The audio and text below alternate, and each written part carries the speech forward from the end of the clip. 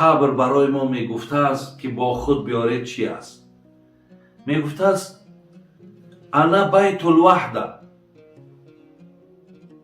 انا بیت الوحده فحمل مونسا و هو قراءة القرآن. یکم برادران عزیز از حال خودش قبر بیان میکنند، میگوید من خانه تنهایی ام. برادران عزیز، یعنی بینیم که ما هر نفری که از ما میگذرد خودش را تنها میبریم، در خانه قبر میمانیم. حقیقتا همین تنهایی برادرای عزیز و گرامی یک دهشت دارد خودش. برادرای عزیزی که قرآن خونده نمیتونیم با زبان عربی، اینا با ترجمه تاجیکی و همچنین با حرفای کریلیکی طرز خوندن قرآن. اینا بسم الله الرحمن الرحیم، به نام خداوند بخشنده و مهربان. هم زبان عربی قدی نویسه، هم با زبان کریلیکی طرز خوندنش، هم ترجمهش هست. انا اعطیناک الکوثر وصل لربک وانحر. اینا یکم آیت به درستی که ما تو را کوثر عطا کردیم. یکم آیت نیم انا اعطیناک الکوثر. هر یک آیتی که میخونه ترجمهش هست، هم به زبان عربی نویسه، هم به زبان کریلیکی نویسه، هم ترجمهش به زبان تاجیکی هست. السلام علیکم و رحمت الله و برکاته. ولی حتی در همین بینین مردمی را که زندانی میکنن، همونهایش که گویم خیلی جنایتی وزبین میکنن، اونها را میبرن در ادیناچکا میشونن، یعنی در یک کامره که تنها بشیند.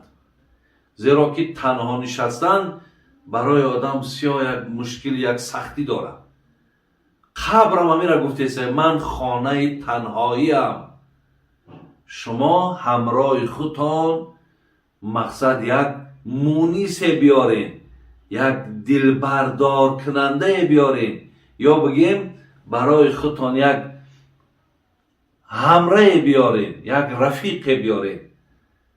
گفت یگانه خانه تنهایی مرا آدم احساس نمیکند که او با خودش چی میاره؟ او با خودش قرائت قرآن میاره. برادرای عزیز، حقیقتا قرآن معجزه الهی است. ما را به سوی بهبودی و به سوی نیکی زندگی دلالت میکند. خوش به حال آن کسانی که در دنیا قرآن میخوانند. خوش به حال آن کسانی که هر روز کارشون همین است که یا از قسم سحر، یا از قسم شب، یا از قسم نیم روز اینها تلاوت به قرآن، یعنی به تلاوت قرآن مشغولند. هرگاهی که شما در دنیا قرآن میخوانده این، خانه قبر میگه تو دیگر تنهایی را در داخل من احساس نمیکنی، زیرا در اونجا قرآن همراه تو هست.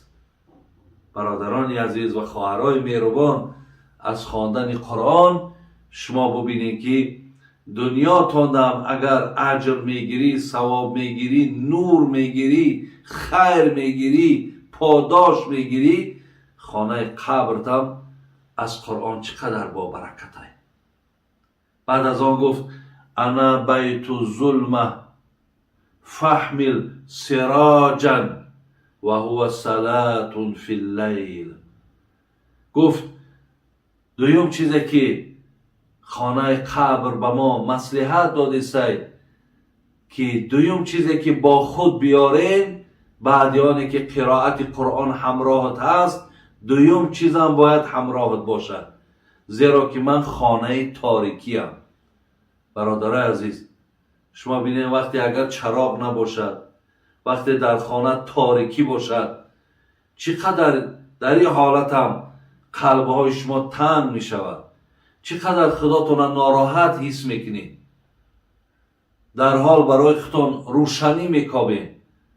قبر میگه اگر خواهی که خانه تو از تاریکی نجات یابد، روشن باشد، برای خودت نماز شب بیار. یعنی همراه خودت نماز شب بگی بیار. ولی امروز برادرها و خواهرای بسیار داریم غیر این 5 وقت نماز با نماز تهجد دارن، یعنی نماز شب دارن. امروز بسیاری از برادرها میبینی برای ما زنگ میزنن که از ساعت مثال من 2 میخیزم، از ساعت 3 میخیزم، خلاص جاگاه که گرم شد ترک میکنه و برای خاطری که خانه قبرش مثل نمی خانه واری روشن باشد میخیزد نماز تهجد میخواند، خواه 2 رکعت میخواند، خواه 4 رکعت میخواند. که ما درباره نمازهای تهجد هم در برنامه‌های پیشینمون معلومات داده بودیم. شما از اونجا هم میتونید درباره نماز تهجد معلومات ها را بگیرید. برای همین هر کسی که نماز شب دارد، بین اگر خانه تنهاییش با قرائت قرآن، اگر از تنهایی رها یابد، تاریکی خانه قبر تو به سبب نماز شب روشن می شود، زیبا می شود. ولی در یک حدیث خواندم، عبدالله ابن سلام حدیث روایت میکند، رسول اکرم صلی الله علیه وسلم گفت یا ایها الناس افشوا السلام و اطعموا الطعام و صلوا و الناس نیام تدخلوا الجنه بسلام. ای مردم مسلمان، ای امتای خوب و نیک من، شما گفتن در بینتون هیچگاه سلام ترک نکنید، یعنی بر کسی میشناسی نمیشناسی السلام علیکم و رحمت الله و برکاته را ترک نکن. دوم، هرگاهی که اگر امکانیت و شرایطتان باشد خیر و احسان را ترک نکنید، صدقه کنید. سیوم، نماز شبهاتان خوانید. حضرت بچی گفتن اگر این 3 عمل در پایبند باشین تدخلوا الجنه بسلام، شما داخل شوید در جنت پرناز و نعمت الله مهربان. بعد از آن جناب ابن جوزی برای ما برادران عزیز فرمود که انا سیوم چیزی را که قبر میگم، میگوید که انا بیت التراب، انا بیت التراب فحمل الی فراشا و هو العمل الصالح. سیوم چیزی که خانه قبر ما را میگوید با خودتان بیارین، میگوید من خانه خاکم، یعنی خانه که مقصد در داخل من این رخت های ملایم، قالین های ملایم، کرپچه های ملایم، این دیوان های ملایم در داخل من نیست. اگر شما خواهید که خانه من با قالین ها و با دیوان ها و با کرپچه های مبدل، با کرپچه های ملایم مبدل شود، شما همراه خودتان عمل صالح بیارید. برادران عزیز، با خدای مهربان قسم امروز وقت داریم، فرصت داریم، پایبند عمل صالح شویم، زیرا که ساعت می آید که وقتی که دیگر الله مهربان یک دردی را در ما و شما میگذارد که با همون درد دنیا را پدرود میگیم، دیگر امکان عبادت و اطاعت و عمل صالح نمی شود، دیگر پشیمان میشیم، برای ما هیچ نفع و فایده ندارد. شما میدانید که وقتی انسان سوره مؤمنون بینین آیت 99 را الله مهربان میگه وقتی که من انسان جانش میگیرم و او وقتی که میآید و میبیند که اینجا جای عمل صالح هست، اینجا با عمل صالح تو عزت میابی، قدر میابی. چطوری که حضرت عمر گفتن عز الدنیا بالمال و عز الاخره بصالح الاعمال. دنیا دا پولدار مردم 4 تنگه داری، عزت داری. حضرت عمر گفتن لیکن آخرت عکس این است، کسی عمل صالح دارد او عزت دارد، او نفوذ دارد، او احترام دارد. برای این الله مهربان میگه وقتی جان بنده را میگیرم در سوره مؤمنون، بعد میگه قال رب ارجعونی بعد میگه الله مهربان یک بار دیگه همین جان مبا پس نمیگردانی و مرا بر دنیایی که زندگی میکردم به همون دنیا بفرستی. برادر عزیز، حالا اگر بینیم برای چی بنده ای آرزو را میکنه، برای چی بنده از الله خواهش میکنه که یک بارک مرا نمیگردانی دنیا برم، میگه اینجا مقصدش برای دیدار پدر و مادرش نیست، یا برای مالهای جمع کردش نیست، یا برای فرزنداش نیست. اینجا میگه آرزو و تمنیات این به خاطر چی است؟ دوام آیت گوش کنین.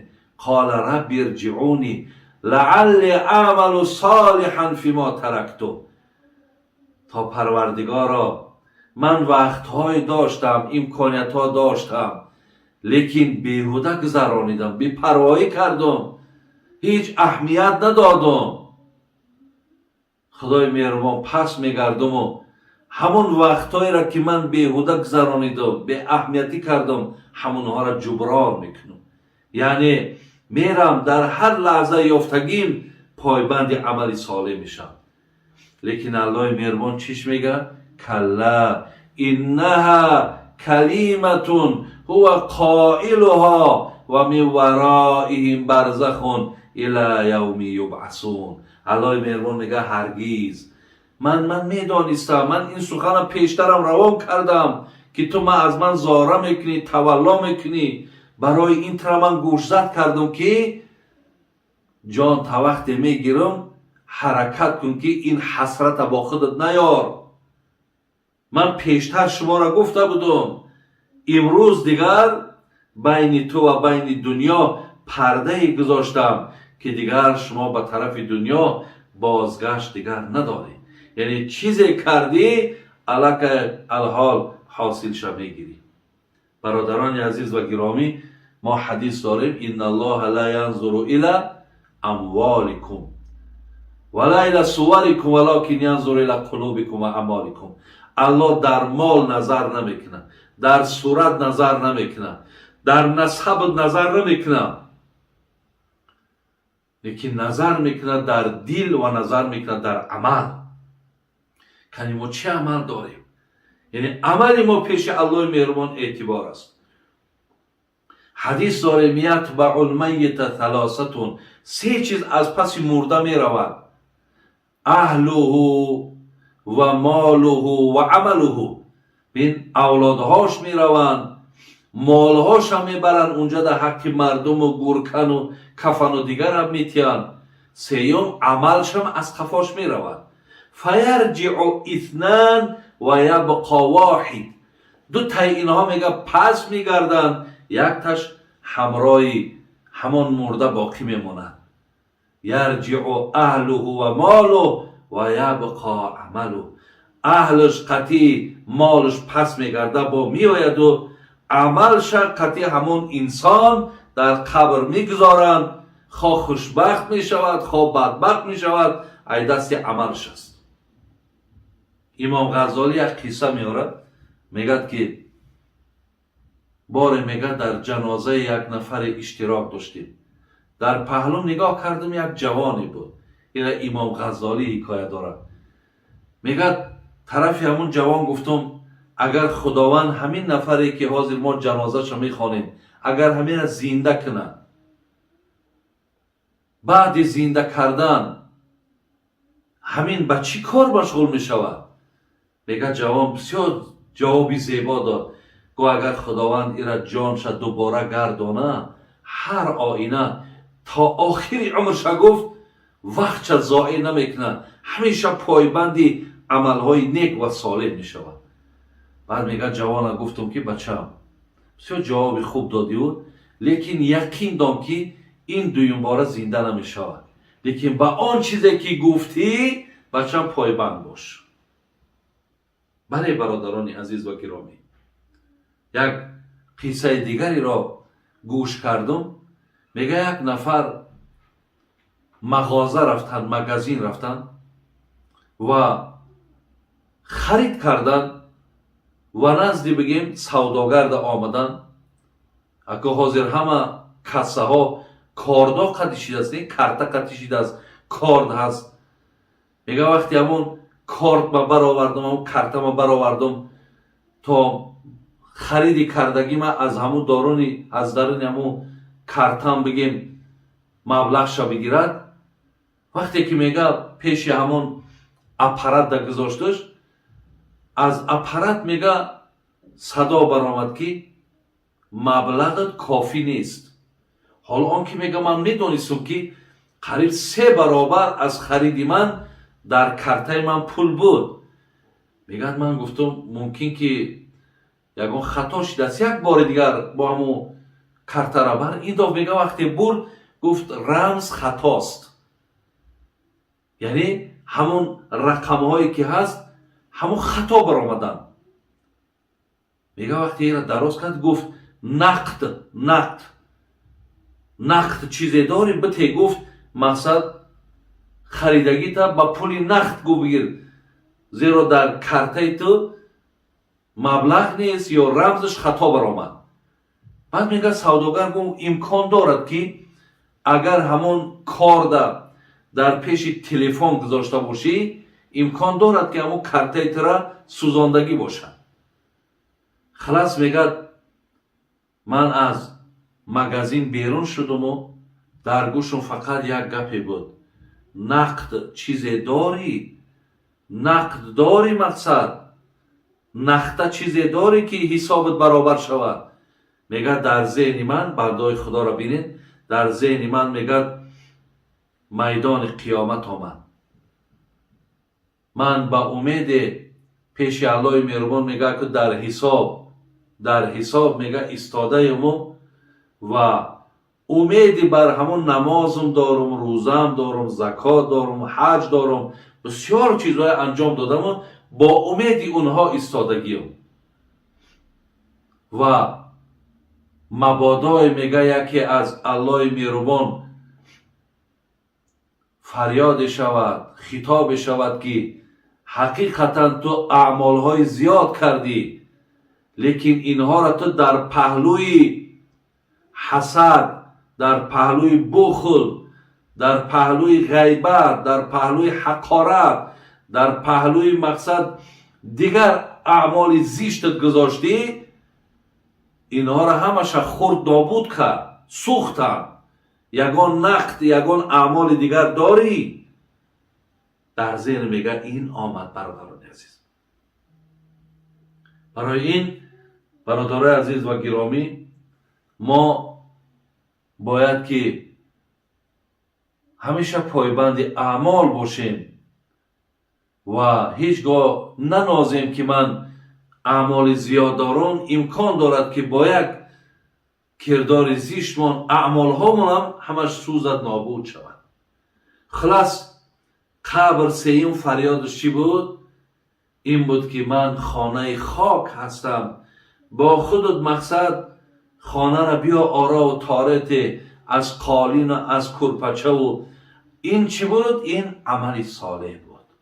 چهارم میگه قبر میگفت است که انا بیت الافاعی والعقارب فهمل التریاق و هو صدق. من خانه مارها هستم، من خانه کژدم هستم. برای خودت مقصد زهر در مقابل اینها بیار که او صدقه است.